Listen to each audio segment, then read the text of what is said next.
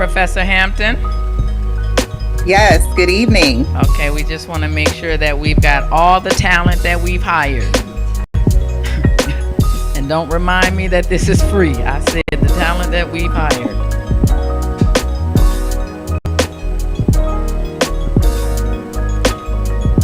I think I was in the middle of saying what? I was in the middle of saying, oh, so let me give you my spiel. If you all are ever in a class that I teach, typically I open up with saying to us, hello, welcome to class. I am Dr. Miya Burt-Stewart. This is not a technology class. You will not need your phone. Please make sure that they are on silent or vibrate. Make sure that they are in your purse or your pocket. That's typically how I start my class. And then we get on with the business of the day. So make sure that your cell phones are on silent or vibrate. This is a live recording, which means that he hit her like, hey, look. This will be a live recording, which means that people will be may text in or I think type in to ask questions. We have assembled for you a panel of individuals that have a vast base of knowledge. We have individuals that will serve on the panel that if you leave out of this room and you haven't learned anything, that means I've done something wrong. And so I don't do wrong. That means you're going to learn a lot, right? And so, again, I take this opportunity. I want to thank you all for joining us. I am Dr. Miya Burt-Stewart. I think I was in the middle of telling you how long I had been with Atlantis University. And so 2024 will mark either 14 or 15 years out of Atlantis, 16 or 17 years that I have been with Atlantis University. And again, without you, I think you all have heard me say this before, without you, there would be no AU. So we appreciate you thinking enough of us that you would pursue academic excellence here. So without further ado, this is our first annual Black History Month panel. This hopefully will not be our last. The purpose of this panel is to bring in individuals that will allow for the global and eclectic group that we have present to learn even beyond the classroom walls. And so while you may not be African American and while you may not be from an African American country, if you're here at Atlantis University, we all mingle. I asked us who was from Nepal. I asked us who was from India. I asked us who was from Venezuela. We have, if there's a place on earth, right, if there's a country on earth that has humans, one of those is here at Atlantis University. And that's what I like so much about Atlantis University. And so tonight we have with us a group of individuals that are, the knowledge and the level of sharing that they will bring will definitely want you or allow for you and cause for you to, you're not going to be educated as if you're getting an MIT or an MBA, but you'll be educated certainly to the extent that you know more today than you did yesterday. And so to my far right over here, we have Mr. Anthony Grisby. After Mr. Grisby, we have who some of you may have seen in the classroom, Professor Shelley Ranson Jackson. We call her Professor RJ. The next gentleman we have is Mr. Weber Charles. After Mr. Charles, we have your very own Assistant Dean of Academics, Dr. Miya Mary. And then last on our end, another gentleman you've probably seen or been in the classroom, Professor Adrian Jones. Can we give our panel a round of applause? And I do apologize, last but certainly not least, if we can show her face, we have tapped into us Professor Natasha Hampton, and there she is, beauty all by itself. There she is. Beauty at its best. Okay, so I'm going to give us, from an audience standpoint, I have spoken to us, and my pet peeve is the cell phone, right? So as long as we keep those under control, I think that you can do no wrong. And so I'm going to turn here to my panel, and what I'd like to do is just briefly cover the ground rules, which is we will open up and the panel will talk about what Black history means to each of them. We will give our panel 2 members to share with us, 2 minutes to share with us. After each panel member has gone through and talked about what Black history means to him and to her, we will then allow for each panel member to take anywhere from 5 to 7 minutes, and they're going to profile a Black American individual that has made a contribution to American society. More importantly, they're going to share with us how this person's contribution as a Black American has made a difference in American society, and then in some cases, from a global aspect, they've made a difference. All right? So what we want to do is give our panel an opportunity to say hello, give them an opportunity to just kind of greet you. In doing so, you will simply talk about what Black history means to you within the 2-minute time frame, and that'll help us get started. And so usually it's ladies first, and we won't do anything different. Dr. Merritt. Well, I bring you greetings from the academic department. Black history to me means understanding my history of where I came from, the contributions that our people have made that have paved the way for me and my children. Black history helps me to understand the contributions and the impact that my ancestors, my grandparents, and those that are not even related to me have done so that I can have the freedoms and opportunities that they didn't have. Thank you, Dr. Merritt. And then we'll come to my far right to Mr. Grisby. Good evening. Black History Month to me is an opportunity to look back and forward. It gives us an opportunity to celebrate those who have already contributed to our society and those who sacrificed to allow those contributions. It's an opportunity to teach and to learn. We can communicate with each other here. Each one, every year I learn something on Black History Month, and every year I hope I teach something. So that's what it means to me. Awesome, awesome, awesome, awesome. Professor Hampton, if you'll share. So good evening, everyone, and thank you again, Atlantis University and Dr. Miya Burt-Stewart, for the opportunity. So as a Black woman, Black history is a celebration of resilience and triumphs and just all of the contributions that Black people have made historically that has shaped my identity and the identity of so many others. But in addition to the celebration, it's also a reminder of the struggle that we've endured, that we've faced, and in the spite of that, the progress that we've made. So Black history is more than just a month. Black history is in all of us, and Black is history.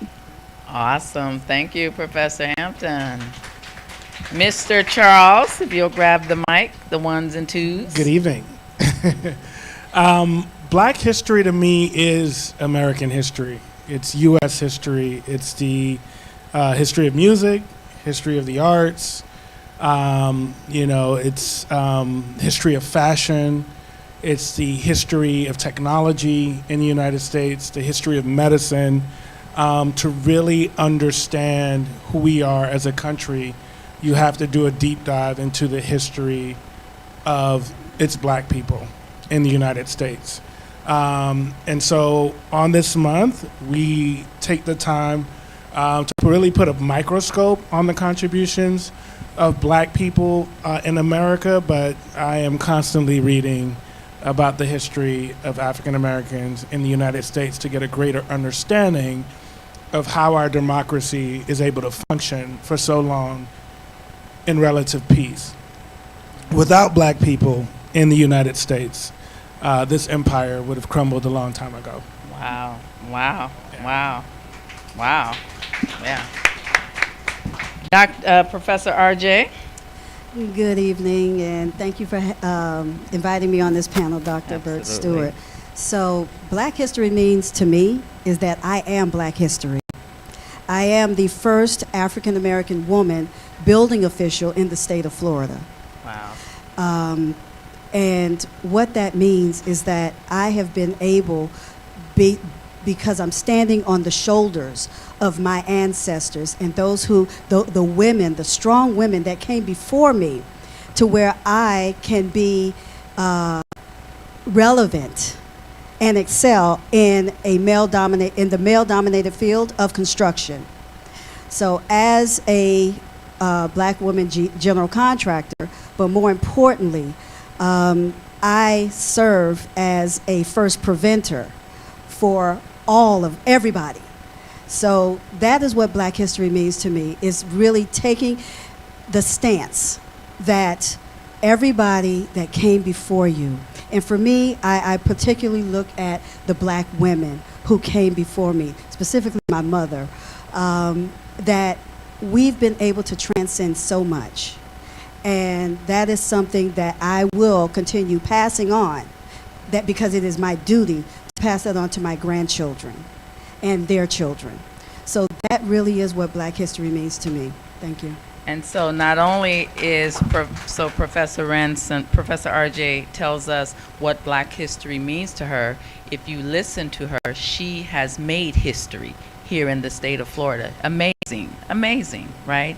Amazing that you get an opportunity to meet someone that will be a part of history books, right, throughout life, your grandchildren's life, your grandchildren's life. So that's pretty amazing. Thank you, Professor RJ.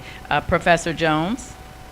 Thank you very much. You know, it's a unique thing, especially when you don't have the thought process of being a person, let's just say. You're learning something, right? You're in an environment where you're saying to yourself, wow, what is it to be like this particular situation? We see things all the time out here, right? And we say to ourselves, you know, even me, as a Black American, I'm saying, is that really me? And sometimes I say to myself, it can be, but like most things, I love to share. So for me, Black history is more than just looking at the history of things, but also looking at current day and what's happening. Because we have a lot of things that are happening around us that, believe it or not, you're living with Black history. The panel here are just a few. If we got into first, you'll be surprised to the people that you've probably connected to already. And you'll look up and you're on the news, or you may be not newspapers today, but you're looking on your media as far as the phone, social, and things of that nature, and you say, you know what, I think I know that person. That's what Black history means to me. Wow. Thank you. Awesome. And for me, there is no American history without Black people. The mere fiber of America is what it is, thanks to the contribution of Black people. And so I echo the sentiment of my colleagues here, and that, you know, Black history is every day for me because I'm constantly learning something. I learned about the fact that the woman that created the mathematical model for NASA to go into space, that was a Black woman. First man to create an item that's used for prosthetics, a Black man. So for me, every day I'm learning about Black history, and again, the fiber of America, right, it exists because of the contribution of Black people. And so with that being said, our panel, I talked about introducing ourselves and just talking about what Black history means to us. And so now what we'll do is each of the panel members here has identified one person that they would like to profile, one person that they would like to share information about, and allow us to understand how and why the contribution of this person is so notable. And so we'll take each person, each panel member has 5 to 7 minutes to present. And if the person goes beyond 7 minutes, you'll hear a horn. I'm joking. But we will definitely work to ensure that we stay within the guidelines, because you still have exams that you need to take. So, and I'm sure you all would love to not take those exams. Not on my watch. All right, so we'll get started. So, Mr. Weber. Yeah. Mr. Charles, you have identified Muhammad Ali as the person you would like to profile. So, Yes. in a brief, short 5 to 7 minutes, please tell us why Muhammad Ali is important to Black history, the contribution that he has made as it relates to Black history, and the contribution, his overall contribution to society. What does that look like? So I picked Muhammad Ali because he reminds me of like present day LeBron James. It's the intersection of politics and sports. I also selected him because of his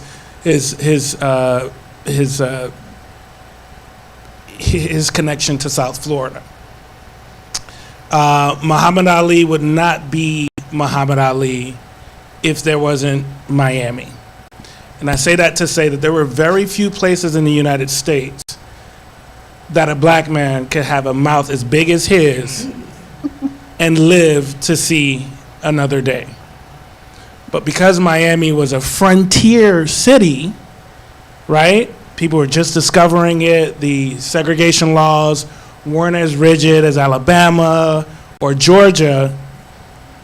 He chose Miami to train and become one of the greatest athletes we know in the world, because he could do it pretty much being himself, being gregarious, being handsome, being well-dressed, being an orator of sort, right? Rhyming his words. So he was one of the 60s, 70s biggest entertainers in the ring and outside of the ring. And so he's really important to Miami, but Miami is also really important to Muhammad Ali becoming what we know of him. So in terms of profiling him, I'll keep it short. He was a heavyweight champion, and he was drafted to go to Vietnam, and he became very vocal about how he disagreed with the U.S. being in war with Vietnam.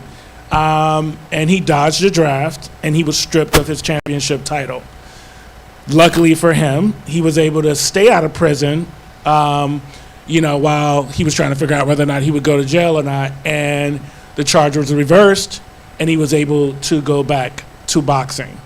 But in that time, Muhammad Ali lived in what is present-day Brownsville, right? So Brownsville is really close to like Allapattah and Liberty City. He drove around the neighborhood. He trained at a boxing gym on Miami Beach at a time where Blacks weren't allowed to be on Miami Beach after sundown, right? Miami Beach was a sundown town. It's now spring break. It's now a sundown town again for the next 3 weeks, ironically. He ran the causeway back and forth to train. And so I thought it would be really something that you guys could connect with in terms of someone that we're profiling, someone who is known to everyone in the world, and someone who was able to be all the things he wanted to be because Miami allowed him to be that. So that's my little spiel. Yeah. And if I can, Mr. Charles, and so when you talk about Muhammad Ali, he was because of the draft and the issues stemming from the draft, he was a very, not conflicting, but controversial, yes. A very controversial figure. Muhammad Ali is the individual that brought about the conversation of drafts, right? Men going to war. Mm-hmm. And he was stripped of his heavyweight boxing title because he refused to go to war.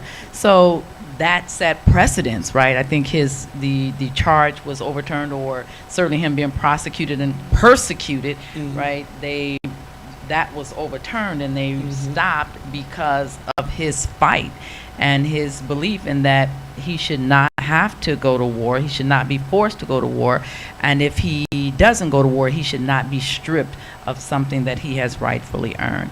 And so while we talk about Muhammad Ali and certainly, America and this black man's contribution to American society, his fight, right, in these kinds of situations, I think is not necessarily so for a particular race. We are just thankful that we've had someone that made this world, or made this able to happen in other societies, right? So I guess Muhammad Ali was the catalyst. And so whether you are from Venezuela, whether you are from Colombia, from other countries, this argument, this situation became the catalyst the catalyst for conversation from a global standpoint. Absolutely. Yeah. Absolutely. Awesome. I'll say one more thing. Superstars like Muhammad Ali, LeBron James, Dwayne Wade, they don't have the luxury of not being political. Particularly Muhammad Ali in the 60s and 70s, where it was hard as an African American to be heard and seen. So as someone as well known as Muhammad Ali, when the mic and the cameras were in his face, he needed to be the voice of his people, right? He had that responsibility. And so he couldn't just get on the mic and talk about boxing. It had to be about boxing and the condition of his people and the conditions of the United States. Wow. Right? And so that's really important to know. Wow. Awesome. Awesome. Awesome. Wow. Professor Hampton, we would like for you to go next, Absolutely. within the confines of 5 to 7 minutes, if you will. Thank you. Yeah. No. I want to preface this by saying that history doesn't happen in the moment of the act. History happens because of its impact of the act in that moment. So we never know when we're creating history or when history is in the making. And that's the case for the woman who I chose to profile. And particularly as we continue to see the uproar about education and what's happening in education with regard to what we're even doing right now and teaching Black history, Ruby Bridges is who I chose to profile. And Ruby was 6 years old when she became the first African American to integrate an elementary school in Louisiana, in New Orleans. And she integrated this school right on the cusp of the U.S. Supreme Court ruling of Brown versus the Board of Education. And so at the time, schools were segregated. And in Louisiana, even after the ruling of the U.S. Supreme Court, Louisiana, 1 year later, was still a segregated school. So Ruby Bridges was the first African American to integrate this school. The impact of that and what she did, and by the way, there were 500 students enrolled in this school. She made 501. Every student, those parents removed their children from this school. So for 1 year, Ruby Bridges sat in a classroom by herself with her teacher, ate alone in the classroom, played in the playground by herself, and she did that for a year. To integrate this elementary school. Now, she says that she didn't know what was happening being from Louisiana. She thought it was Mardi Gras when all of the people were outside going into the school and they were chanting and yelling vile and racial slurs at her. She really didn't know what she was doing at 6 years old. But because of Ruby Bridges and people and children like her that integrated schools, we have universities like Atlantis University that, as Dr. Burt-Stewart mentioned earlier, welcomes everyone, regardless of cultural and ethnical backgrounds. And so this spotlight for Ruby Bridges is profound, and that we all really need to understand what happens when we take a stand and do something when we are faced with oppression And Ruby Bridges did that. And it is why we all of different cultural backgrounds right now can sit in this room tonight and talk about what we're talking about. So I profile Ruby Bridges and thank her and her parents for their selfless in the moment that eventually made Black history. Wow. Annie Ball, would you please put the picture back up of Ruby Bridges? Amazing, amazing, amazing, amazing. And so if you look, I particularly chose this picture for the audience. And what Professor Hampton has said is the little black girl that you see in the picture went to a school where there were 500 students. All of those students were white. She attended the school. She made number 501. All of the other 500 students left. Their parents pulled them out of the school because they didn't want their white children to go to school with a little black girl. She went to school all by herself for 1 whole year. But as Professor Hampton pointed out, because of her, you and I, and you and you and you and you are able to sit in a classroom together. And I think she's still alive. And I put the picture here of her. She's still alive, and this is her today. The little black girl that brought about the mixing of races in the schools.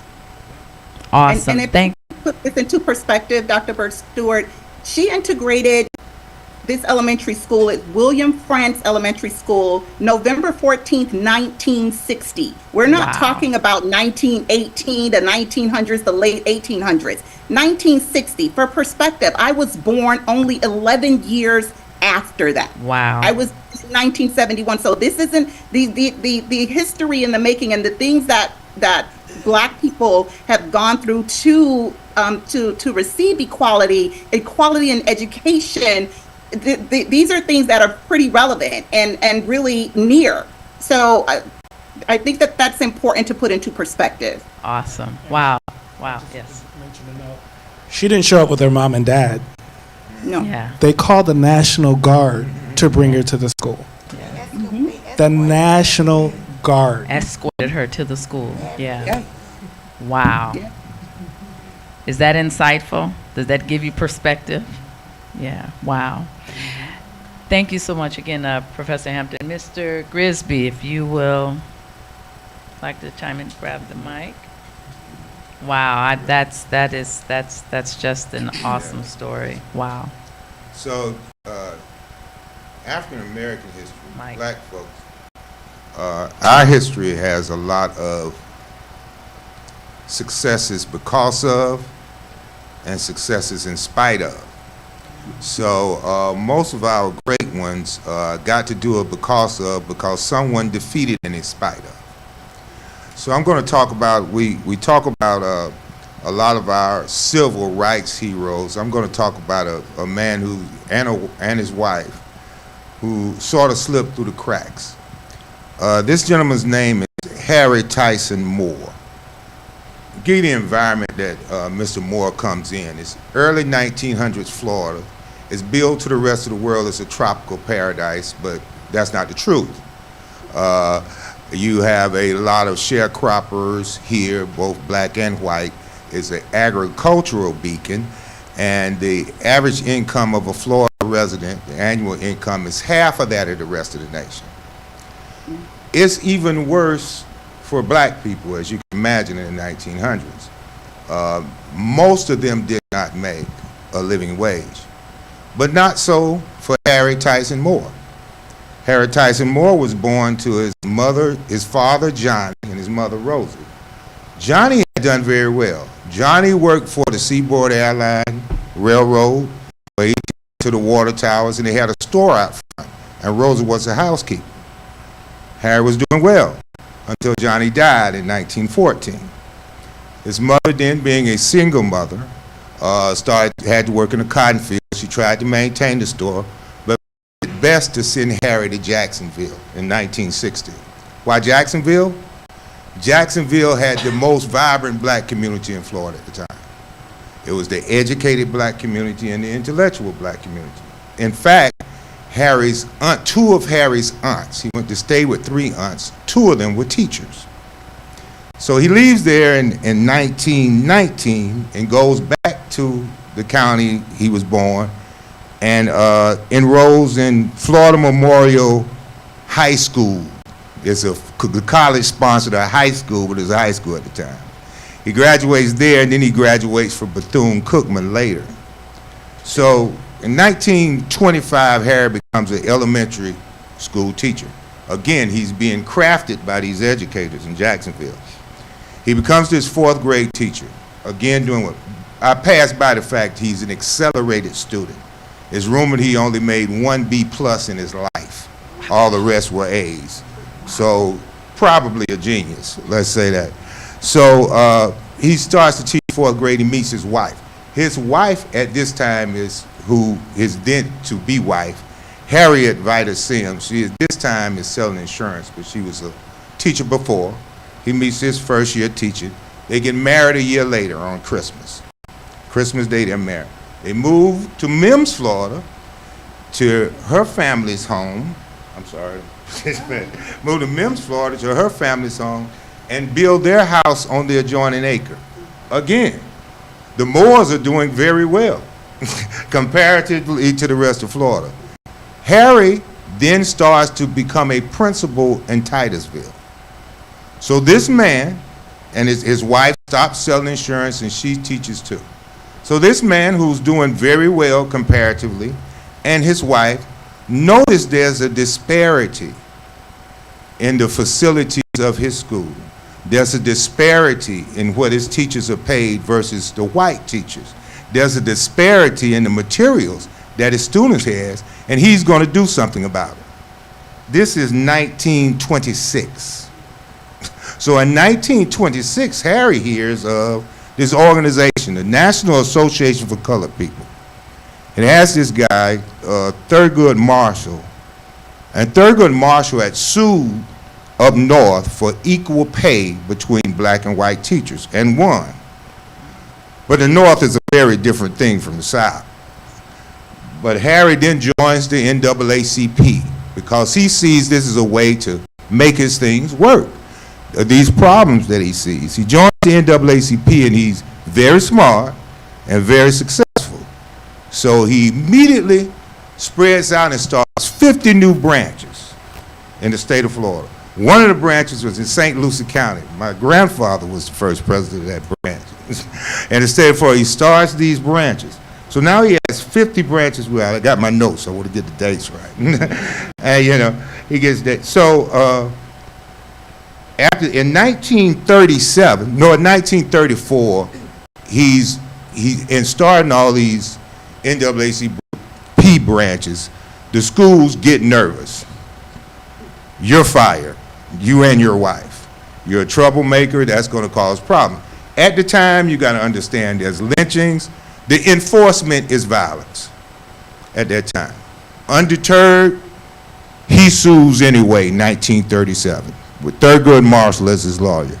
Didn't win, but spawned all of these other chapters of branches of the NAACP sued as well. So now you have all these suits going to the state of Florida. It becomes overrun. He then goes to a Supreme Court. It gets overturned. Then we get the ruling. You get equal pay for teachers, the Supreme Court rules, in 1944. So now he's enamored with the NAACP. He, get my days right.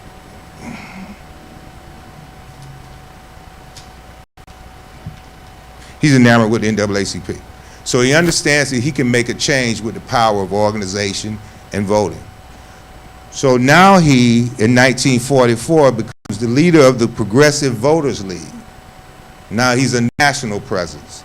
The Professional Voters League is a voters registration, branch of the Democrats, but a voters registration. He was so successful that in the state of Florida, he added 116,000 voting black folk in 6 years that affected several organizations. So as his duties as NAACP, like I said, in this climate, the enforcement are lynchings, police brutality, things of that nature. He starts to act against it. He started with letters. He started to take affidavits. He started to do investigations upon his own, send investigative materials to the federal enforcement agencies to do something about what was going on in his area. So at this time, he's now showed up on the radar of some very bad people. So in 1949, in Groveland, Florida, 1949 in Groveland, Florida, there was a rape case. A white woman accused 4 young black males of rape. That's a death sentence at that time. Harry didn't believe it, and that oftentimes that was not the truth. And in this case, it wasn't either. So they were convicted. There was a riot that ensued. The National Guard came in. They were convicted, all white jury. Harry then, acting as their lawyer, pushed this case to the Supreme Court, and it was overturned. So they're like, no, that didn't happen. It's untrue. It's overturned. You're going to go back to court. The sheriff, on driving 2 of the 4 young men back to their trial, their pre-trial, he shoots them both. 1 dies and 1 is critically injured. Harry then requests of the sheriff's removal and indictment for murder. That, of course, put him on a hit list. So on December the 25th, on his anniversary, 6 weeks later, in 49, they set dynamite under his bedroom, under the house, under he and his wife's bed, and they were killed. Now that's a sad ending, but I say that to say this. This happened before Martin Luther King, before Malcolm X, before Medgar Evers, before any of the media attention.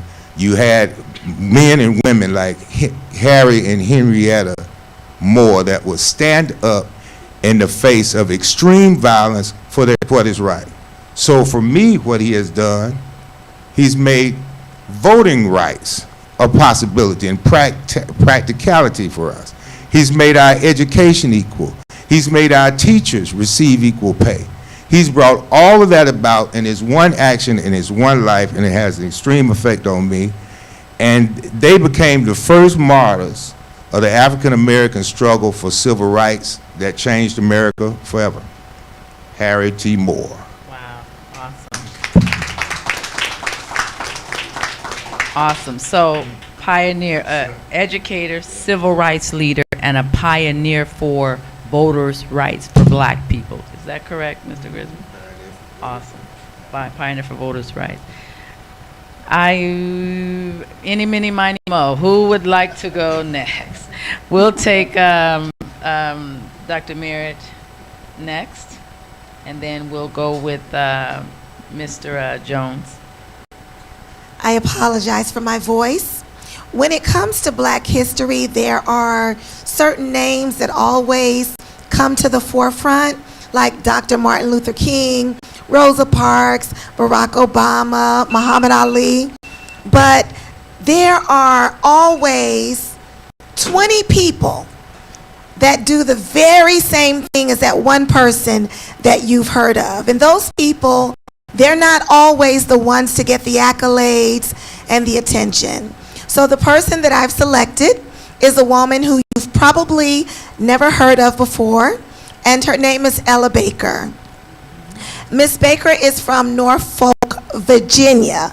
Now, Virginia was a Confederate state. So if you know anything about the history of the United States, then you know what started the Civil War.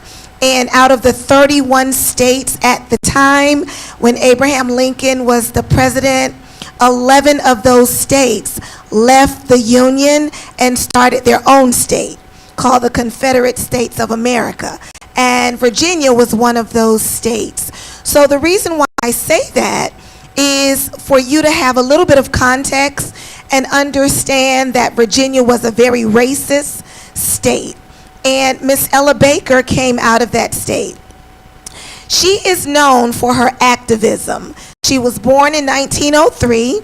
She died in 1986. And she fought for equal rights and equality for black people. She fought for people to have the right to vote. She organized a lot of sit-ins.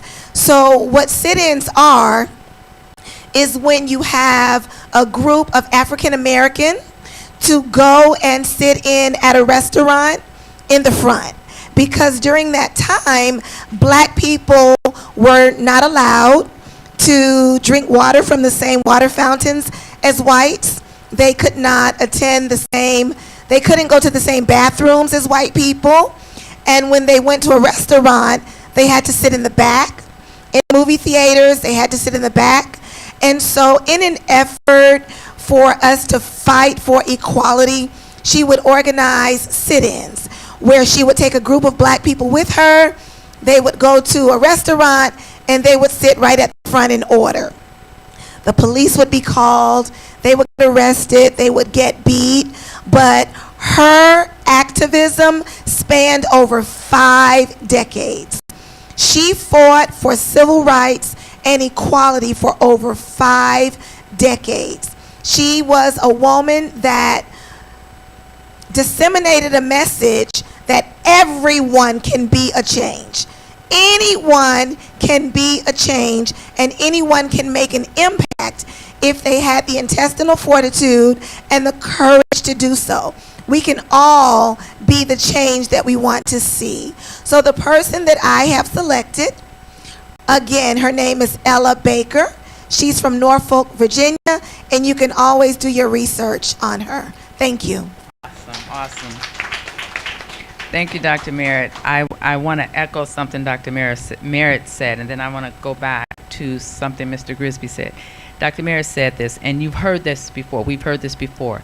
Be the change that you want to see, right? In this world, be the change that you want to see, right? I think that's very important, particularly because we are people from all nationalities, all different walks, all different cultures.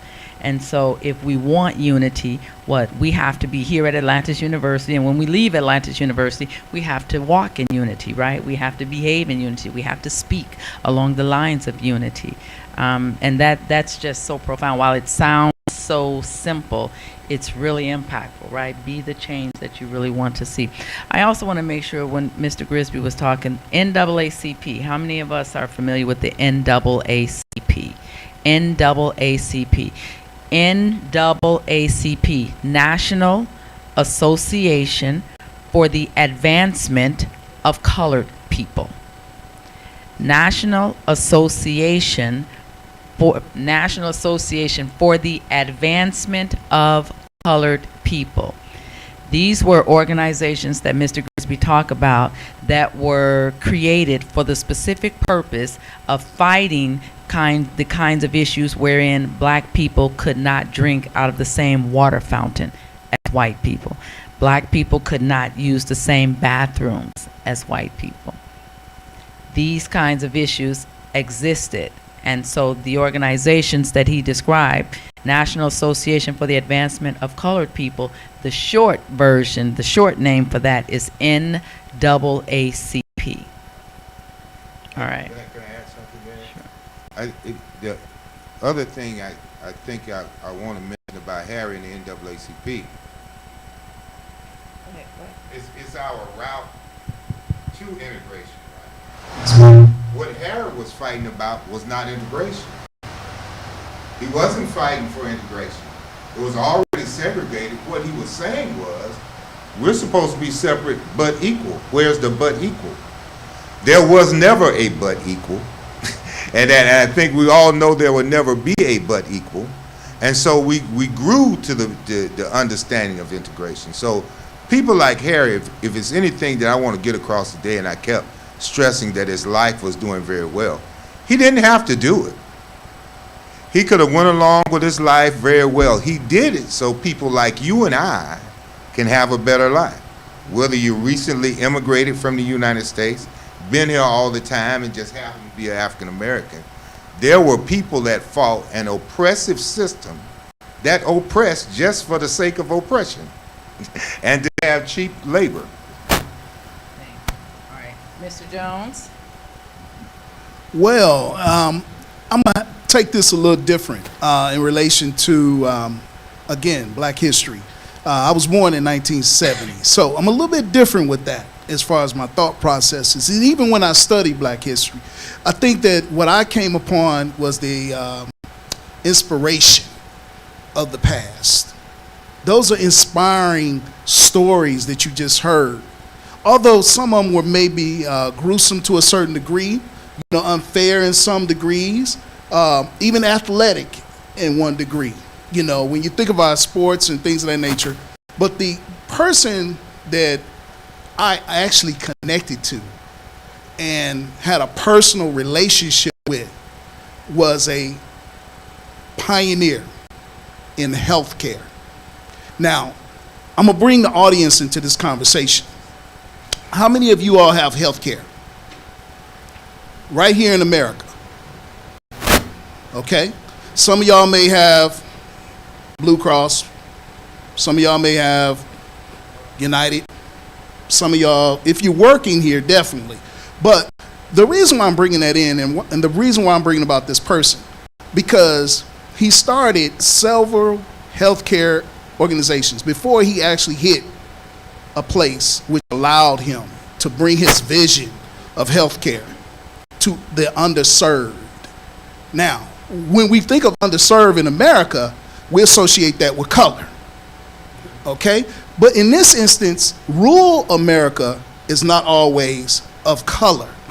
So if you think about the level of diversity in which this man had involved himself and all those leaders that were just mentioned in relation to the inspiration to be able to say, this is the area I'm going to assist those of us who don't have the opportunity to be able to receive proper health care. And this man, Anthony J. Sebring, which for me was the person who connected to me personally. I worked for this man personally. I was his IT person. That's how I got into information technology. When it's all said and done, he took care of certain things. And in relation to that, I just want you to understand when I say healthcare.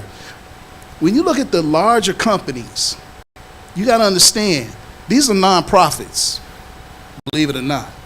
And with that being said, they already have a network of people backing them. Now, I can go into the aspect of who that could be, but the reality is the underserved don't have that network of people backing them. He created that network in the city of Nashville, in the state of Tennessee. And primarily, the majority of our members at the time were out of Memphis. Now, we had some people, of course, that went through Memphis, dealing with certain things that happened as far as the civil rights movement. And you best believe this man was inspired in relation to Dr. Martin Luther King, inspired by people by Malcolm X, inspired, of course, by many others in relation to their leadership as it relates to the civil rights movement. I had the opportunity to be around certain people because of him, believe it or not. Presidents past, Bill Clinton, Vice President Al Gore. That's my inspiration. And even being a professor here at Atlantis, which a few students are here, I try to inspire them to create their own network here where we are. And to be able to believe in yourself and know that, yes, you're here to learn, but you're here to also be a contributing person to this local community and the community abroad. So I'm gonna bring that up again. This man created his own network dealing with the aspect of healthcare. And, he died recently, actually, last year. And he was 75 years old. Wow. He took his program, not just from that state, but he went all the way back to Africa with it. And he tried to do the same thing in Africa. And I asked him a question. I said, when you're done with all this, Tony, affectionately known as, what will you do? And you know what he said? I will teach. Awesome. Thank you. Wow. Wow. New news to me. I had never heard of it, and I did do a little homework after you sent over the name. A pioneer, and philanthropist in the healthcare industry, did amazing things, paved the way for many black folk to be where we are today in terms of having healthcare, in terms of having the avenues to secure healthcare, whether it's paid or not. Awesome. Thank you, Professor Jones. And last but certainly not least, we have our very own Professor RJ. So, as I stated when I opened, I stand on the shoulders of many magnificent giants of women.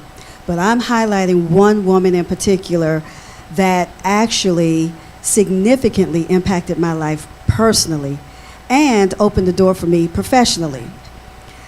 I said me too. She was phenomenal, and this is Congresswoman Carrie Meeks. Wow. Congresswoman Carrie Meeks, she was actually born in Tallahassee, Florida in 1929 to sharecroppers. She was the mother of 2 children. She attended Florida A&M University, and during that time, even though she achieved her bachelor's degree, during that time, blacks in Florida could not seek higher education. So she actually had to go to the University of Michigan to obtain her master's degree.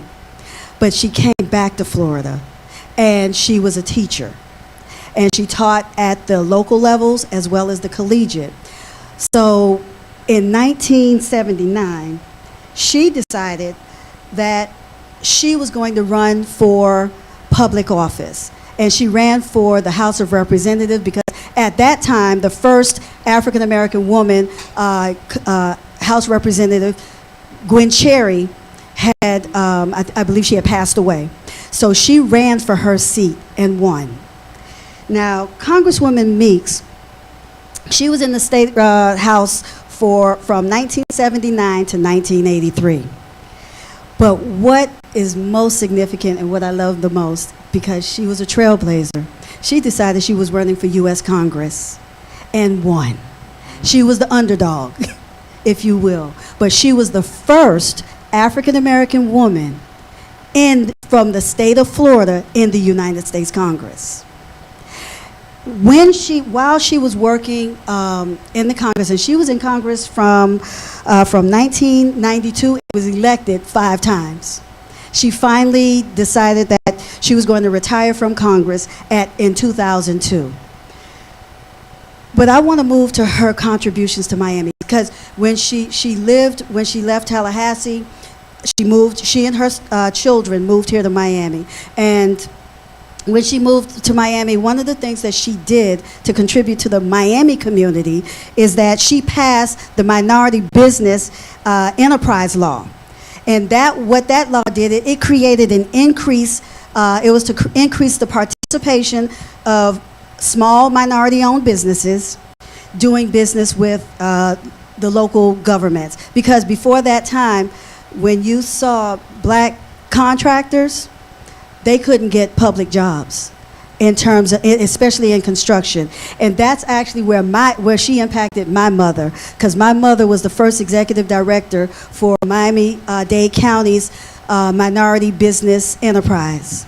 And that's how I ended up meeting Congresswoman Meeks, because what she did was all of the black contractors you see here, a majority of the older ones, she and my mother got them started in business.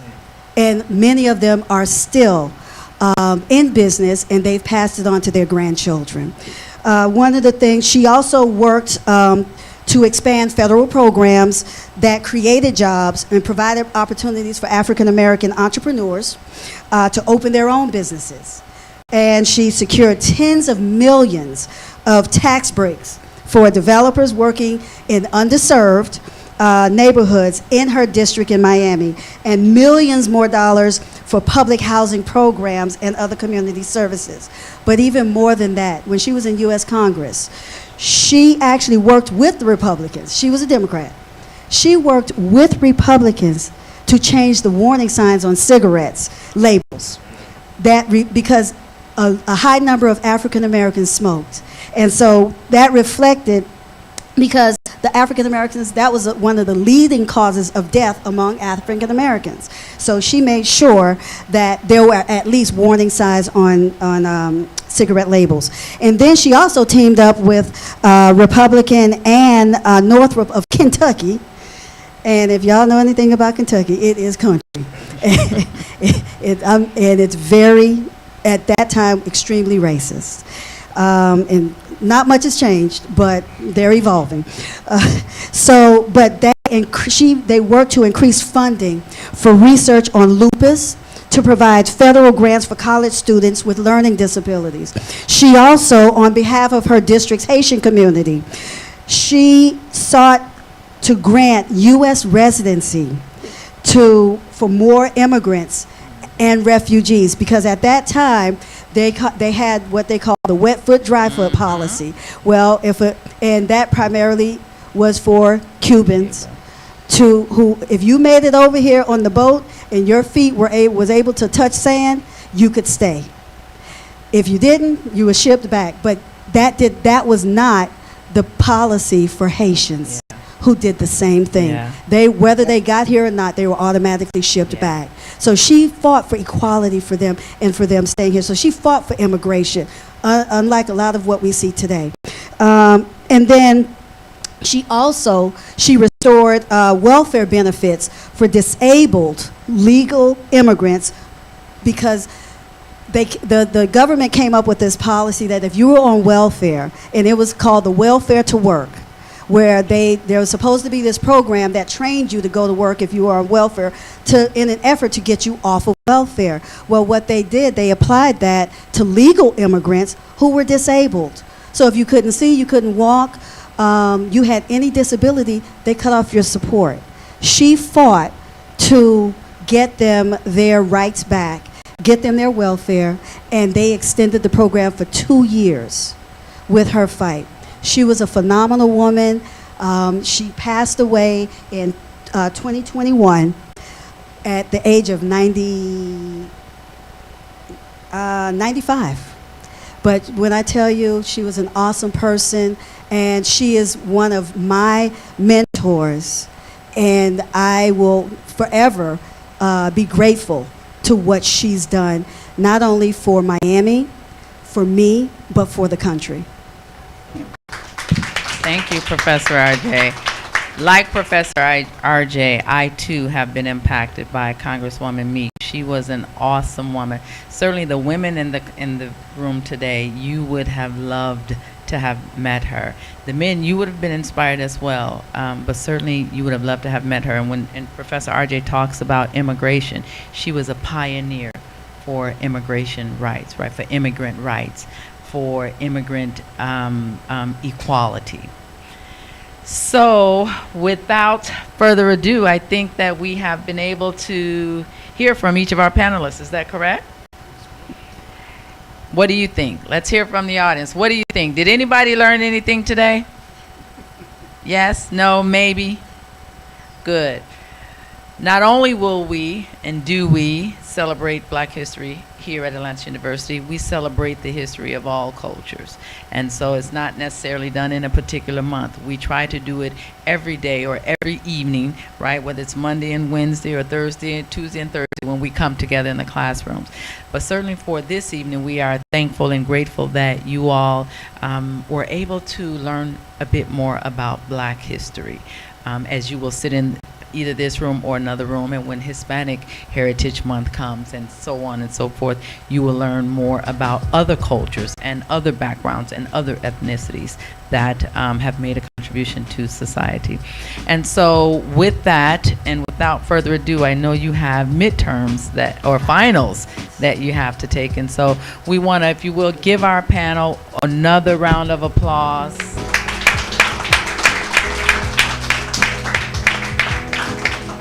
And thank you all so much for coming out and for sharing. And if you have any questions, certainly after, you're more than welcome to ask any of the panel members. But you will not ask questions to the extent that it takes up time from your final exam. All right. Have a good one, and thank you all. Thank you. Good luck with the final.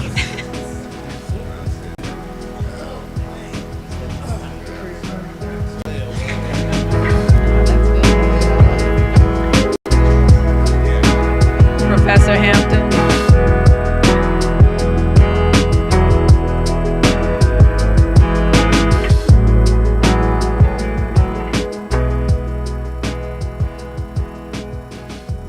It's hour 10.